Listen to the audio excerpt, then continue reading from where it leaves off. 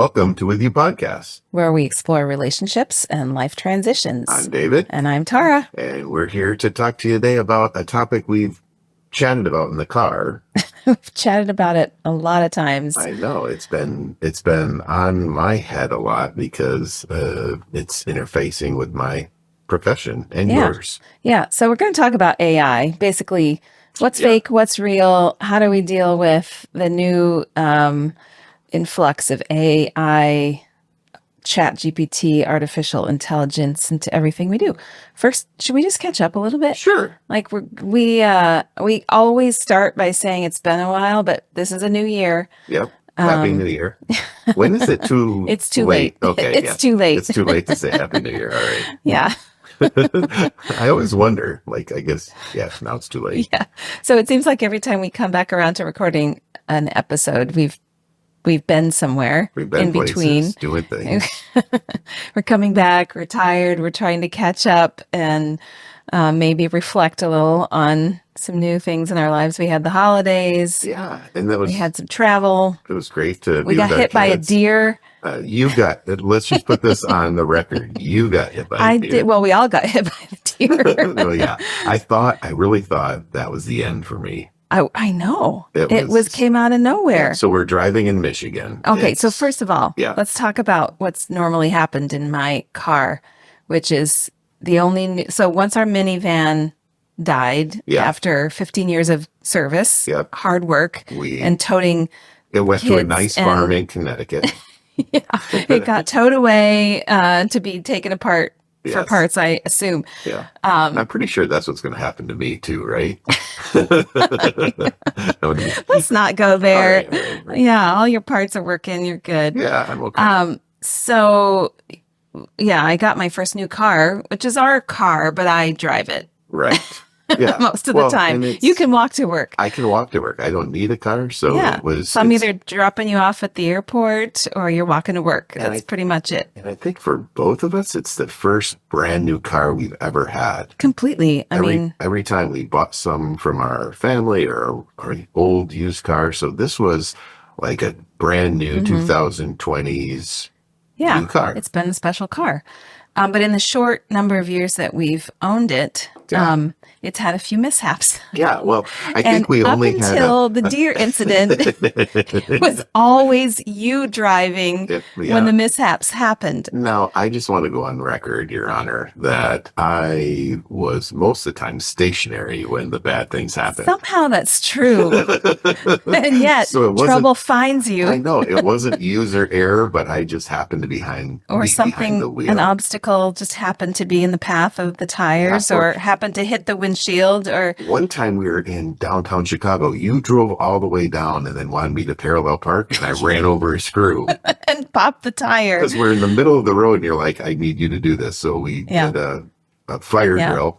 Yeah, you're skilled at parallel parking and it makes me nervous. Yeah. So and then we came back to the car and it had a flat tire. Yeah, that was a minor incident compared to being hit by a drunk driver once when we were stationary at a red light. Yeah. Which you were at the driver's wheel, but it happened to all of us. Yeah. And another tire, another shattered windshield. Yeah. I haven't had a lot of luck with the car. So a speeding ticket. Well, now that was my fault. That was your fault. Well, and then the time we got out of a speeding ticket. Yeah. Well, that was because the officer liked your license plate. I know. And he goes, I called it in. I'm not going to say the license plate, but I called it in. And what did the dispatcher say? They all said, "Aw," because our license plate says "with you."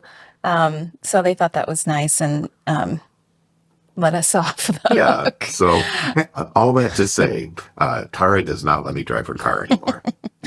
However, on Christmas Eve, we're driving. And I was driving. Yeah. And there were 5 of us in the car. Yeah. And a deer came out of absolutely nowhere. Nobody saw it coming.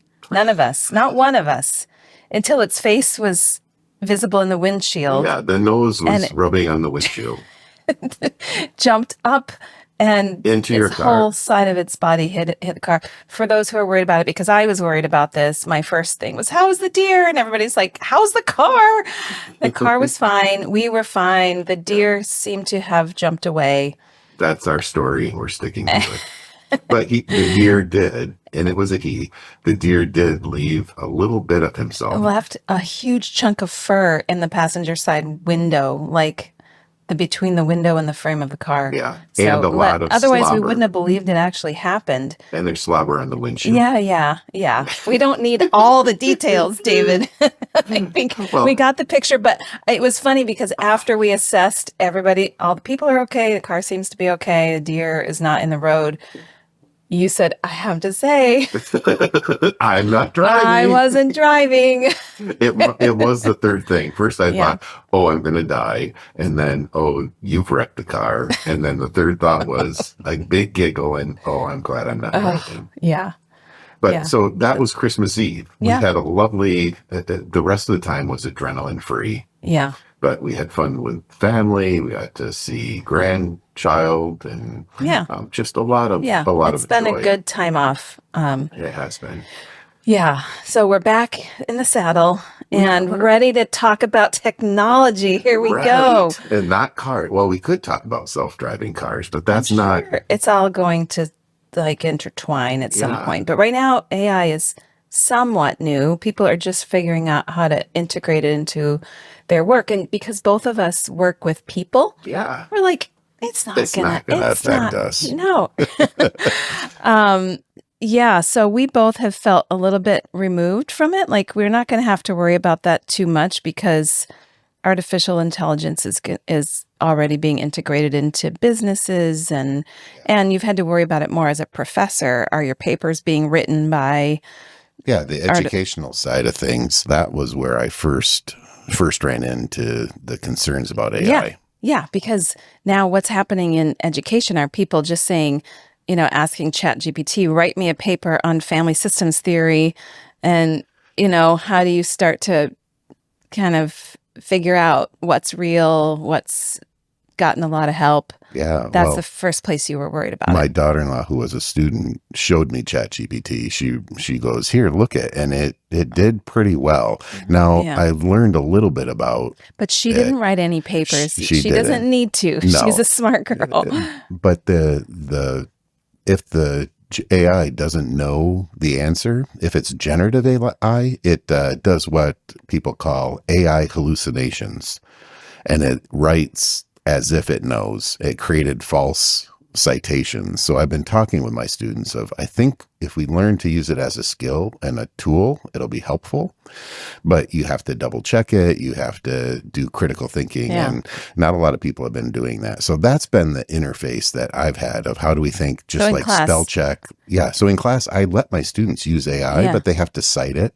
They have to say what the prompt they use and what content they used from AI and how they checked it and integrated it into the paper. So it's a lot of work, but it's improved some of their writing. So I'm not going to lie, it's made it a lot easier to read. Yeah. However, we thought, as a therapist and as a doula, we're just hands-on with people. So how is it going to ever integrate with our professions? But it's happening. It is. And before the holidays, I had a conference asked me to come and talk about AI in the field of marriage and family therapy. And I laughed. I said, one, I have no idea. Yeah. And two, I don't think it's a concern. And this was only like 4 months ago. And I was like, I don't think we have to worry about it other than in the educational domain. And things have changed quickly. So we do have to figure out, because both of our professions are relational. Yeah. And we didn't think it could interfere, and it's now starting to be a thing. And I thought it would be fun to see. So talk about how it's integrated into the therapy profession right now and what you see might happen in the future. I think we played with this quite a while ago. You found, I think it was an article or something about an experimental sort of AI therapist. Yeah. And how people actually did feel better after talking to this robot, basically. That's right, yeah. And you were like, that's not encouraging. No, it was a it was a chat. I'm like, uh-oh, I don't have a career, and but it was limited in its ability to chat. Now it's getting more and more advanced. So there are chat bots or therapy bots now, AI bots that do interaction, and most of it's built on cognitive behavioral approaches. So thinking about mood, journaling, mindfulness, kind of rote and like behavioral feedback. things. Because what you do, I know a lot of what both of us do relies a lot on reading nonverbal cues Yeah. and things that aren't being spoken or typed into anything. Yeah. So I imagine that part can never really be replaced, right? Well, not yet. I mean, I guess maybe I with think it might video, be able to. I know I'm not that's quite kind sure of where mind-blowing. yeah, I'm not sure where we're going yet, but right now it's on script. And so there's two types of chatbots. One, it's a rule-based AI. So rule-based means you put like in a box, you put all the information you want it to access and it just access that alone. And that's been around for a long time. But the generative part is where it can start scraping from anywhere. And scraping data means just exploring anything that's published and grabbing it and then giving feedback. And there's been some serious problems with that because it has no ethics. It's just information is information. There's no valuing of it, and it gives it to them. And it's so I don't want to name the I products wouldn't, because but by the time we record, time we publish this, yeah, it'll be different. obsolete. It'll be something new.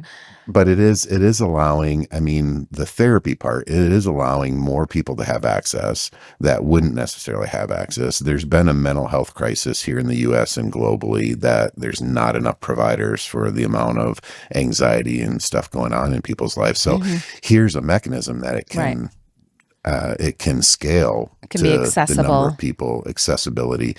The downside is the variability in actually being helpful and what it can be helpful with.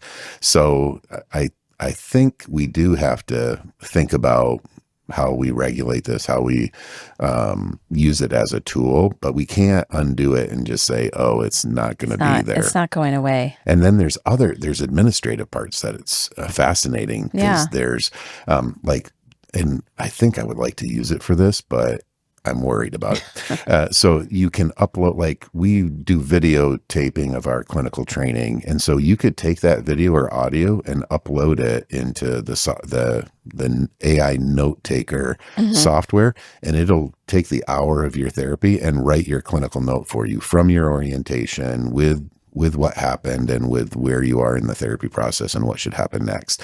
So it's really an external executive functioning for the therapist, which is frightening because I think part of the process of learning what to look for, as you said, in the embodied part of it, is that reflection on what happened, what did I hear, what did I see, how do I make sense of this? And right now, there's products out there where you can upload an audio and it'll write your note before you can blank and then move on to the next session. Which seems so tempting as a time saver. But you're missing part of the learning process and probably part of the nuanced part that you might include in your notes, right? Yeah. Well, and it just raises the question, is there something value added about human contact? I mean, that's the... And I hope the answer's always yes. Well, yeah. But I think we're having to ask it in new ways because what we thought was human contact is being able to be externalized to a computer being an external executive functioning. Now, the therapy realm that's happening, I was fascinated that I started to do a deep dive, and there is AI doula stuff. Oh, I still had a question for you. Oh, okay. Because how does this? I'm just worried about, like, we're both bound by HIPAA in a lot of the work that we do. You know, the Privacy Act and confidentiality. Is that kept confidential if you upload your video of therapy and your notes and all that? Is there a way to keep that HIPAA compliant? And- Yeah, well, you have to make sure the product has to be HIPAA compliant and for your own ethics. So like if I upload that and that service isn't HIPAA compliant, I'm in ethical and legal violation of my professional code. Yeah. And the two that I looked at that are the most common right now do have HIPAA compliance in terms of how the platforms where they're accessing the video, how they're storing it, and what they do with it subsequent to it being coded. So there's HIPAA, and then there's SOC, which is another form of kind of professional protected of medical records. And they are building these to be compliant, but compliance doesn't mean foolproof. And so even if you do that, they say they're HIPAA compliant, they have a data breach, you're liable. Oh, you're liable. Yeah, because you're responsible, even though you didn't need to upload it to that HIPAA compliant instrument, and you did. And so you're responsible for what happens there, even though you have no control over it. So all of us thinking about how to integrate this into our own professions, you have to think about your own responsibility, right? For like what you're creating and how you're sharing stuff. But I think it's not much different than the My Chart. Like for both of us and our healthcare provider, we have My Chart. So we have all of our data that they store that we can access, but it's in storage and they say it's HIPAA compliant until it's not. Until it's not, Yeah, well, and happy times, good times. I know, good times. So fun, neat, special. Oh yeah, we did watch that SNL. NPR. Let's not do that. No. So you found out. I had not heard about this, but when you were kind of looking into our professions and how AI might integrate or infiltrate, however we want to say it, you found this thing called SOLA. Yeah. It looks like doula. It's spelled SOULA. Like doula with an S. Yes, but they pronounce it like soul. I know. Soul. And they market it as an AI. Let's see, I wrote it down. Yeah. I wrote a different part of it down. An AI powered women's wellness companion. Yeah. The tagline I found was AI assistant for female well-being. Similar. So I was kind of surprised to see that. It sounds like they're trying to create something that is also making sort of companionship and continuous care more accessible, but it's definitely not the same thing as a doula, as we talked more about it, because I was saying, how can you replace what I actually do as a doula is very literally hands-on. I'm in the room, I'm providing comfort measures, a lot of hip squeezes. Very, very physical and intuitive work. But, during COVID, when we weren't allowed to be present with each other, there arose the idea of virtual doulas and just being present. Well, we had a whole family experience of that. Well, see, this is the problem with security and HIPAA compliance, because I did attend a birth virtually once in I think 2020. They wanted me to be sort of present. We were on an open video call. They had an iPad with my face on it up in the room through the entire and this was a long process of labor. Remember. And I was at home. You were basically in this room in the studio.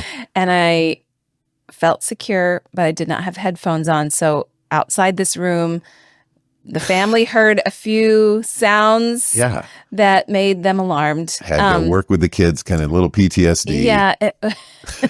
It's like, is everything okay in there? So that, So that's a problem. Yeah. That was my first time ever doing that. And my last time, I did not feel like it was really. So part of the problem is, if you're present with somebody in a video, and this is true for therapy too, you don't know who else is in the room. No. You're present with whatever the camera is reaching, but you don't know who's around you. When I was in this situation at talking to my clients, sometimes I would hear a voice and realize a nurse had entered the room and was talking to them. And I couldn't see. It was very uncomfortable to not know who's around you, who's on the other end. So I find that problematic. And reduces kind of the safety component of having like a trusted care person. And not I knowing. didn't like it. Like with our video right here, it's showing us on this side of the camera. They don't see the 27 other people that help run this podcast on the other side of the camera. Oh, right. Yeah. Nobody. The big production nobody. But it's that there has to be trust that we say, oh, it's just us in the room. Yeah. But you don't know and you don't have any control versus you're in the hospital room or you're in the therapy room. There is a bit of And connection. so for this SOLA thing, I don't think they're trying to do the same thing. It sounds like they're trying to meet the informational and kind of companionship component of what a doula is, providing information when somebody has questions, which they can provide, but also just what feels like somebody's listening, that, you text the AI companion and they you reassure you, or they're there at 1:00 in the morning or whatever. So, I can see how, same as telehealth and stuff, it does close the gap on accessibility to information and stuff, but it just, right? It yes, that part sounds like it could be helpful, but I just feel like we're always going to miss the importance of human touch and intuition and like all those things that you can't really replace. Well, and it does give access to people that might not have access, but it gives an access that's not a full-bodied experience. So I think about that. Those that may not have access, it is something, but then you're building a tier in terms of the best things go to the people with the most resources, and the bare minimum through technology goes to everyone else. And there's a scaffolding that happens that is problematic. And for me, I've been thinking about this a lot, and I think about it in terms of just over my career, the change of my interaction with librarians. And I know that's a weird thought, but so for some of you might have no idea what I'm talking about. There used to be people that worked in libraries that were really, really helpful. I think they're still there. They are still there. Yeah. And we have a dedicated librarian for the psychology department. Yeah. It's specialized, and it's amazing the things that I don't either know the technology can do, or that's not in the technology that can be a resource, because they're an expert in that. And we walk through the library. I had that when I was a kid. We would go to the library card catalog. I would write. It was very physical to begin with. Yeah. You'd go through those little cards, and you'd know that somebody either hand wrote or hand typed all those little things and put them in alphabetical order or numerical order in the Dewey Decimal System and all that stuff. And then the books are correlated to that, and the librarians have been in charge of all that. And if you get stuck, you ask them and they walk you through it. They would walk me from the card catalog to the stacks. And in the stacks, there was the book I was looking for, but it's by section. So all the other books that are similar to that are there, and I would be lost for hours. I love the library, but that was the difference of someone was kind of mentoring and shepherding me through it versus the technology now of I go to Google Scholar to use one kind of skill set. Okay. I just have to interject for just a second. You can go right back to this because it's great. This is going to be about me being a scholar. It is, because I love this picture you painted of how you just love to walk the aisles of the library and get to know the librarian. When we were in college and we met, you didn't know where the library was. I knew where the good makeout sections of the library was. No. And if I was ever going there, you would convince me to go get ice cream instead. Yeah, that's fair. I think you did develop a love for the library when you found your subject of choice. Yeah. Yes. So both things can be true. Yes, they can. But I just had to paint a little bit of a different picture. Yeah, that's fair. I learned to love books differently later on. Yes. And now you assign a lot of them to your students. The right amount. I assign the right amount to them. But the whole piece being, I think that's been a shift that we've seen in our own academic careers, of going from a kind of shepherding, mentoring to a resource that if we can't figure it out, they're there. That's the next level. And that's kind of what this feels like to me. that therapy, some of the basic things will be taken care of in AI. Just like I do my own searches on my laptop and I have this computing system, but I still need mentoring around that. I still need at times people to step in. And so thinking of it as a tool, because my gut reaction is it's horrible. We need human interaction and that's going to destroy the field. I think there's a more nuanced way, but it's taken me months to get there because the first response is this is horrible, because the second thing I wanted us to talk about was the importance of like, why do humans matter? Like the importance of human, because our whole conversations are about relationships and life transitions. Right. And so why do humans matter? Because now in our pockets, we have computers that are stronger than when we were in grad school. Yeah. So it's not about information. Right. And so in doula work, why do the human interactions matter? What happens that's value added to AI? Well, the science supports that human connection. It's never about when the science shows that a doula or a trusted companion actually creates better outcomes. This is still a head scratcher for most of the medical field. Yeah. Why does doula care that's non-medical actually in study after study after study lead to better outcomes for the mother and the baby? We don't have our hands on the baby.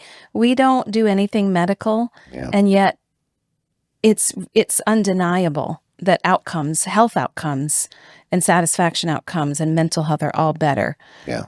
It has something to do with the information, but it has more to do with the human touch, the human connection that has a physical effect. A human has a physical effect on another human. And when a human is in the room and you connect well and you trust, it allows the physiology to work better. Yeah. It allows the stress hormones to come down. It allows the breathing to be more regulated. It allows the adrenaline to go down. All of those have a positive effect. And that can't be done just with the information that you can get on your phone.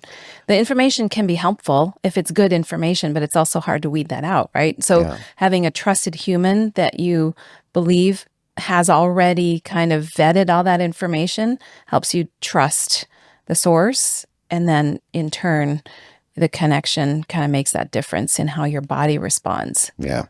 It reminds me of our time in Louisville and then other places we've been, and the videos we get sent from our kids, specifically of the newborn, because what you're talking about, there's seeing our grandchild with their parents and how the grandchild's watching the face, but it's different than them seeing us or seeing the child seeing us on camera. So it's a face, but it's a in-person face that kicks up the mirror neurons. And so like right now she's learning how to make the tongue stick out and blow raspberries. Yeah. And you can see the neurobiology happening in that in-person moment that's different than just like if we would explain to her. A 2D screen. Yeah. Or if we're talking to her on camera. Because it's sensory too. She gets the response from her parents and she watches their face and she feels and the smell, the touch, the taste, the sound, all of that. Yeah. And you can see them adjusting to the focal length of her visual acuity, because they'll get closer. They find that right zone that they're just the right distance that it kind of kicks up. It's fascinating. And I think about that to your point in doula work, that there is a presence, like we can sense the presence of another. And I think for me, it's physiological, it's neurological, and it's also spiritual. I think it's how we're made, that we're made for relationship and this in-person relationship. And part of the problems that we see around anxiety, around birth problems in terms of delivery and complications we're getting so far removed from being present with each other. And I worry that AI is it can do some of the things, and we're willing to sacrifice our humanity for some of those things because it's convenient, it's easy. And we don't need another person. And we're getting more and more comfortable in isolation in our homes. I mean, we were out to eat the other night and see people on their phones all the time. You can be present with someone and still in isolation. Yeah. And technology is an amazing thing, and it's a threat. And it's an amazing thing in doula and therapy work, and it's a threat. Mm-hmm. And I want us to find ways that we can use it as a tool and we can put it away. I mean, we were just watching the inauguration and saying, oh, wouldn't it be nice if they stripped all the phones out of the... Frankly, I was really surprised to see that the very few chosen people who are in the, like, right in Rotunda. proximity of all the politicians and past presidents and all these people all were watching, but you could see all the phone screens up. I really thought that those would have to be checked at the door. Right? Because you're missing, so you're recording something that you're physically present to have some kind of thing to hold on to, but you're missing the moment and the experience. The thing that kicked that up for me was there's a lady praying, and you highlighted this. It's like she's praying, but she had her hand up with the camera recording while her eyes were closed. It was just, it was the strangest thing. It looked like she was kind of worshiping her technology. Yeah, we see that in lots of different ways everywhere. That is just kind of the integration of life with screens, which could be a whole I think we might need to talk about that. Yeah, I mean, we have a little bit, and we probably will continue to because things keep changing. But no, I agree that the core of what we're talking about is that we're made for connection.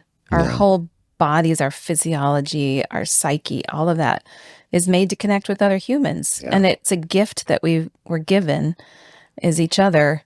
And yet it's also messy. So people would love to find a way to just cut some of that out, you know? But even in the messiness, there's a lot of growth to be had and a lot of benefits for us. Well, and the physical, like, I love that you talk about physical touch in appropriate ways.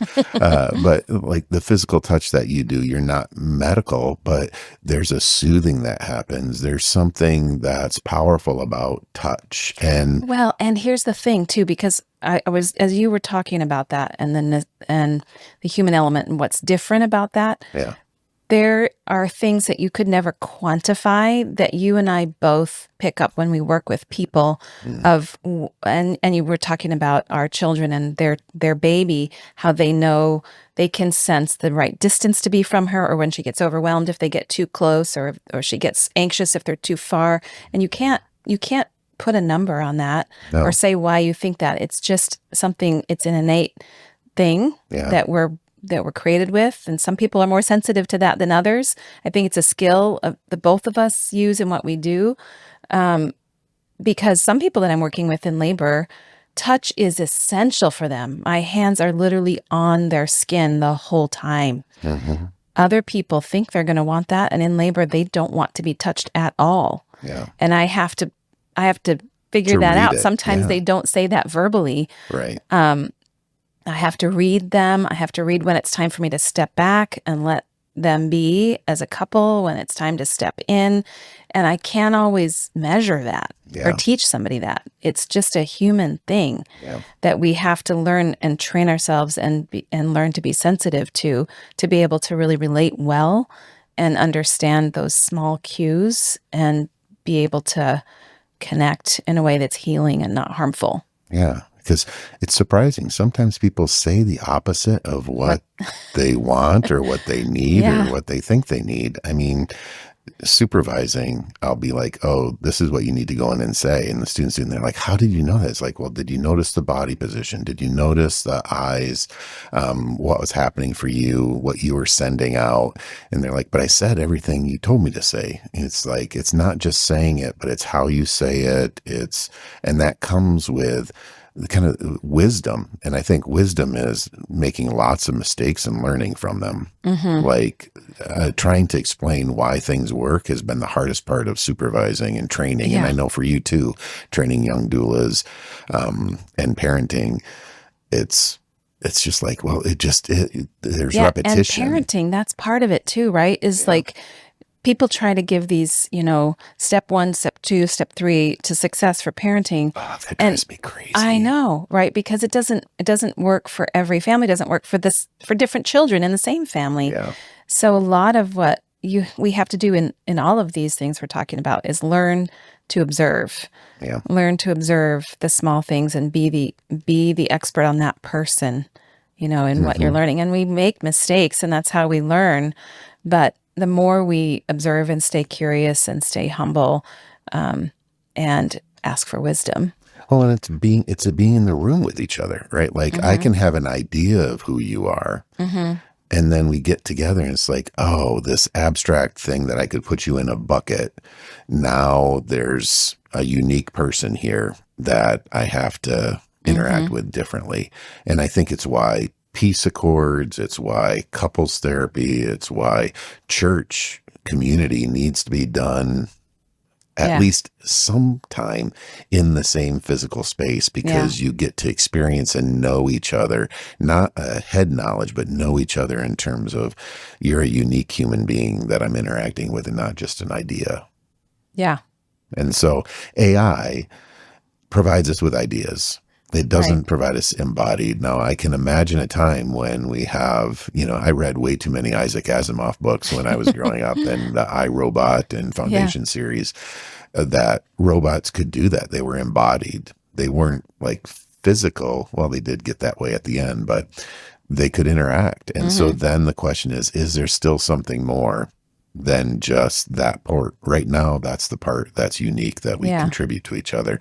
I think we'll still have to think about that. How are you going to incorporate AI in your doula work? Because I'm thinking through, like, there's a lot that we have to do about this, and what does that even look like? Kind of partnering with AI rather than fighting it. Yeah, and I don't think either of us are ready to completely understand how that's going to work. No. I know for me, even with my doula trainings, a lot of them are going online now. I'm not interested in that right now. I think there might be a reason why that's necessary sometimes, but the embodiment part, the touch part is so important. So I don't want to go there. But as far as AI, I've already used it in a business sense, sometimes as a helpful little assistant. So just to refine things I'm already doing that I've already maybe just for some website content or something, and I've written it, but I just feel like I need another set of eyes, and I run it through and say, what do you think of this wording? If, and AI sometimes will make another suggestion that can be helpful. Yeah. So far, that's it for me. Yeah. But I know we're moving to a place where we're going to have to understand this more and where humanity is irreplaceable. And I'd love to hear from people that are actually doing more of this, because you and I right now are just in the conceptual, we're in the disembodied kind of interaction with AI. And because I don't know I have ideas of like the paperwork part, but I don't have the ideas of what to do with these bots that are actually doing the therapy, and what are the legal and ethical places that needs to go. There needs to be those conversations, and people have to have trial and error. I just don't think it's us. We're not the trial and error. We're not in this. I think we're trial and error in a lot of things. I just don't know about AI though. No. Well, it's going to be fodder for discussion for a long time. Yeah. And so if people have thoughts or ideas or connections or resources on it, please send it our way that we can share it as well with other people. But really, the bigger thing is just the discussion about the boundaries between technology and humanity. Yeah. I think we've struggled with that since the beginning of the technological age, right? Like every generation is lamenting some new thing that comes on the scene. Yeah. And how is this going to work? And how can this replace the work I do? And we have to figure out how to stay congruent and stay, valuable in who we are and stay connected. Yeah, I think that's exactly right. And going back to our microbiome, eat some dirt. That was a big leap. Connect with the earth, connect with people. That always has to happen. There is that part that there's good research that says connecting with each other, connecting with the earth, playing is is just as important as how you think about things or having assistants to do things. I love assistants to do things. I know. So, I know. You find the help. I do find the help. And AI might be a new avenue, but we need both, I think, is our takeaway. I started out the search on this of like, hate AI. Let's just talk about how we avoid it and set up laws against it. And I've moved. That I think it can be helpful, but we need to think of it as a tool. Yeah. And be willing to embrace and use it. So yeah. All right. Well, let's now we'll go and have AI write the show notes for us. See if you will write two. See if you can guess which one was us. That's a great idea. And which one wasn't. All right. Perfect.